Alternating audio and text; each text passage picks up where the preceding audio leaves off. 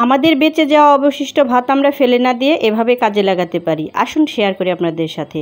আসসালামু আলাইকুম এভরিওয়ান, সবাই কেমন আছেন? আশা করি সবাই ভালো আছেন। দেখতেই পাচ্ছেন যে চালের মতো যে দানাগুলো, এগুলো হচ্ছে ভাত। শুকানোর পরে ভাতগুলো এমন অবস্থাতে এসেছে। তো এগুলোতে আমরা সামান্য লবণ আর পানি দিয়ে মেখে নিয়েছি। তারপরে সামান্য পরিমাণের তেল দিয়ে এতে আমরা দিয়ে দিলাম সেই ভাতগুলো। তো ভাতগুলো দেওয়ার পরে এরকম আস্তে আস্তে একটা নরম তৈরি হচ্ছে, ভাজা হচ্ছে আস্তে আস্তে ভাতটা। তো দেখতেই পাচ্ছেন কালার আস্তে আস্তে পরিবর্তনের দিকে যাচ্ছে ভাতগুলো। তো এখন এটা হচ্ছে ফাইনাল লুক। এরকম হলে আমরা নামিয়ে নেব চুলা থেকে। তো ভাতগুলো এখন একদম মচমচা হয়ে গেছে। তো আমি একটা প্লেটে ঢেলে নিচ্ছি ভাত।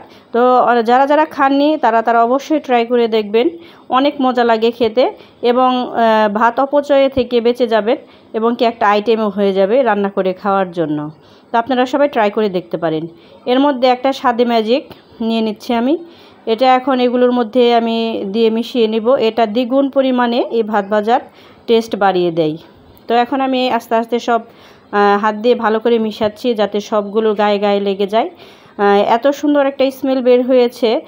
যখন আপনি নিজে বানিয়ে খাবেন হাতে, তখন আপনার স্মেল শুনে মনে হবে যে সত্যি অনেক একটা টেস্টি স্মেল। তো সবাই আমরা আস্তে আস্তে খেয়ে নিচ্ছি। তো আমার মেয়েটাও দেখেন মাশাআল্লাহ কত সুন্দর খাচ্ছে আর আমাদের সাথে দুষ্টুমি করছে। তো যারা যারা ভাত এতদিন ফেলে দিয়েছেন তারা ভেবে খাবেন। আর এত সময় ধরে ভিডিওটি দেখার জন্য অসংখ্য ধন্যবাদ সবাইকে। আল্লাহ হাফেজ।